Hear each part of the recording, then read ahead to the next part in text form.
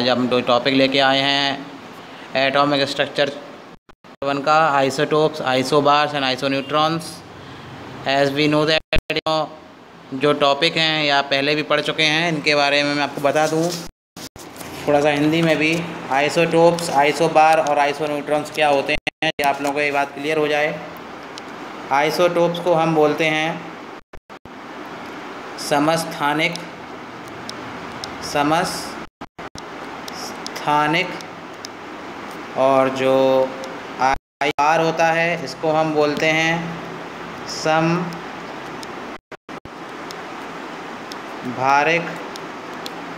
और जो आइसोन्यूट्रॉन्स होता है इसको हम बोलते हैं न्यूट्रॉनिक। ठीक है ना।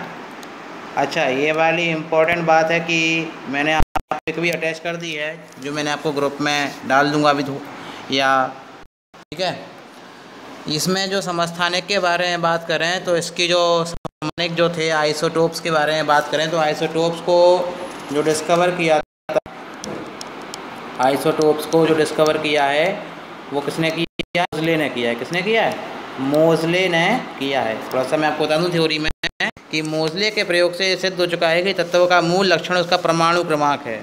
और आइसोटोप्स में क्या होते हैं? आइसोटोप्स की भी एक और स्पेशलिटी है कि इसमें एटॉमिक नंबर सेम होते हैं। एटॉमिक नंबर सेम होते हैं, यानी डिफरेंट एलिमेंट्स के या डिफरेंट एटम्स के एटॉमिक नंबर सेम होते हैं। किसमें होते हैं? समस्थानिक यानी आइसोटोप में होते हैं। परमाणुओं के रासायनिक गुण उनके परमाणु क्रमांक पर निर्भर करते हैं। यदि किसी परमाणु केवल न्यूट्रॉन की संख्या में वृद्धि कर दी जाए तो उसके द्रव्यमान की संख्या में वृद्धि हो जाए। अच्छा, इसको कैसे समझेंगे? किसी एक ही तत्व के यानी किसी एक ही एलिमेंट के वे परमाणु जिनकी द्रव्यमान संख्याएं भिन्न होती हैं, यानी atomic masses but atomic number are same, उस तत्व के समस्थानिक कहलाते हैं, आइसोटोप्स कहलाते हैं।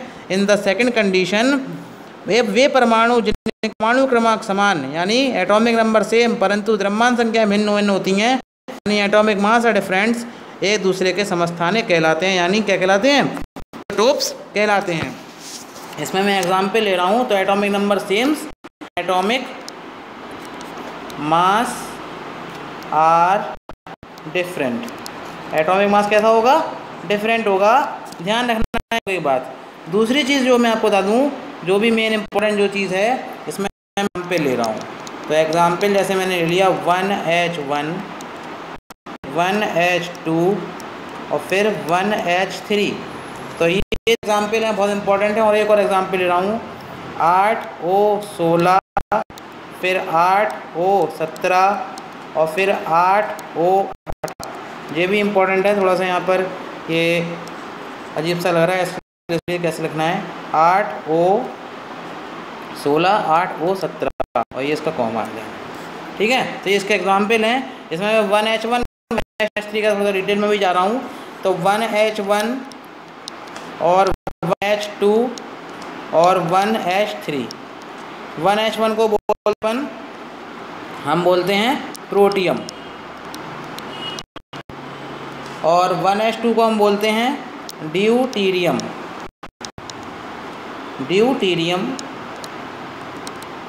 और 1 बोलते हैं हम ट्राइटियम।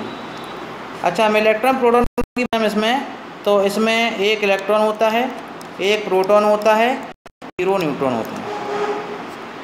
ड्यूटीरियम की बात करें हम इसमें तो एक इलेक्ट्रॉन होगा, एक प्रोटॉन होता है और एक न्यूट्रॉन होता है।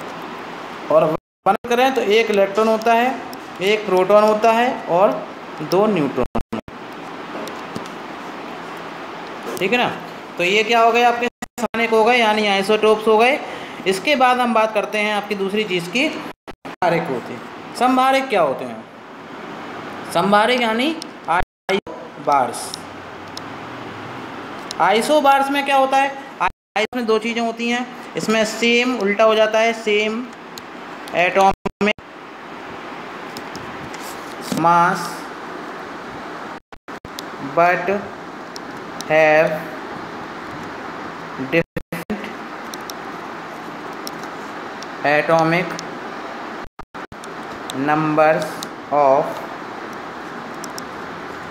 Different atom. अच्छा, यानी का जो आइसोबार्स होंगे समस्थानिक होंगे, इसमें एटॉमिक नंबर तो सेम, एटॉमिक मास सेम होगा, लेकिन एटॉमिक नंबर कैसे होंगे, अलग अलग होंगे। यानी द्रव्यमान संख्या समान होंगी लेकिन परमाणु क्रमांक कैसे होंगे, भिन्न भिन्न होंगे। के बारे में आपको बता दूं, इसका एग्जाम्पल जो मैं ले रहा हूँ वो होता है 18 आर्गन 40, और एक और एग्जाम्पल है 20 Ca40। यानी आप देख रहे हो, यहाँ पर आप एक चीज़ देख रहे हो ध्यान से, जो मेन समस्या जो बताने वाला हूँ मैं आपको। यहाँ पर आर्गन है, यहाँ पर कैल्शियम है, दोनों डिफरेंट एलिमेंट्स हैं, और यहाँ पर इसका एटॉमिक नंबर है, इसका एटॉमिक नंबर 20 है, लेकिन आप देखेंगे कि यहाँ पर दोनों के परमाणु भार हैं वो कैसे हो गए, समान हो गए। एक और एग्जाम्पल ले रहा हूँ मैं इसमें 6C14, और एक एग्जाम्पल मैं लिया 7N14। एक एग्जाम्पल है जो बहुत ज़्यादा इंपॉर्टेंट है। अब आने वाली बात है तो एक एग्जाम्पल और ले लेते हैं, की बात हो रही है तो एक मैंने ले लिया 1H3 यानी ट्राइटियम। इसमें नंबर 1 है, एटॉमिक मास 3 है, और यहाँ पर आप एक एग्जाम्पल ले लेता हूँ 2He3 यानी हीलियम का भी एक आइसोटोप के बारे में बात करें हम। तो यहाँ पे हम देख रहे हैं कि यहाँ पर इसका जो एटॉमिक मास है 3 है यहाँ पर, लेकिन एटॉमिक जो नंबर है वो डिफरेंट है। एटॉमिक मास 14 है, एटॉमिक मास 40 है। तो यहाँ पे क्या हो गए, आइसोबार्स हो गए। आइसोबार्स को कहते हैं संभारिक। संभारिक मतलब जो सेम भार के हों तो ये वो वाले हो गए। ठीक है, तो ये तीसरी चीज़ हमारी आती है काई की आइसो न्यूट्रॉन के बारे में बात करेंगे हम। तो तीसरी चीज़ के बारे में हम बात करेंगे आइसो न्यूट्रॉन्स या आइसो न्यूट्रॉनिक सम न्यूट्रॉनिक। सम न्यूट्रॉनिक क्या होता है, सम न्यूट्रॉनिक के बारे में बात समझें तो इसमें नंबर ऑफ न्यूट्रॉन्स यानी न्यूट्रॉन की संख्या कैसी होगी, समान होगी। ठीक है ना। भिन्न तत्वों के वे परमाणु जिनमें number of neutrons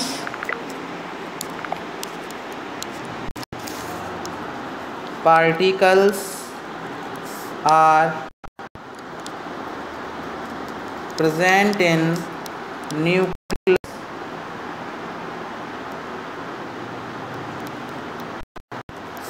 are same. Number of neutron particles are present in nucleus are same is called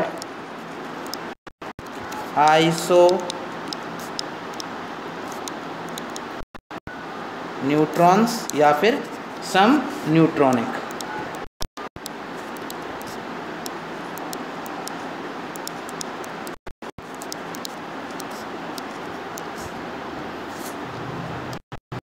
some neutronic.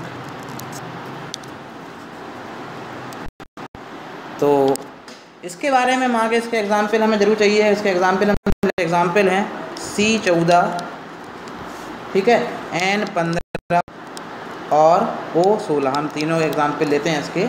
हम इसका ध्यान से देखेंगे तो इसका जो Z होता है यानी परमाणु क्रमांक होता है वो 6 होता है, इसका 7 होता है और इसका 8 होता है। इसके एटॉमिक नंबर की बात करें तो ये क्या होता है, इसका होता है लिखिए, देखिए 14 दिख रहा है, यहाँ पर 15 और यहाँ पर 16 दिख रहा है। यदि न्यूट्रॉन की बात करें तो A में से Z माइनस करेंगे, 14 में से 6 गए, 15 में से 7 गए बचे 8, 16 में से 8 गए बचे 8।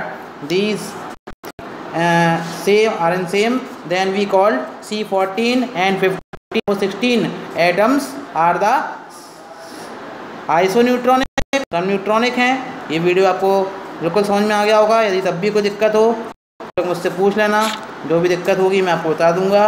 और ये सारी चीज़ें आपको अपनी कॉपी करना है, बहुत ज़्यादा इंपॉर्टेंट है। अगले वीडियो फिर से मिलते हैं। Thank you.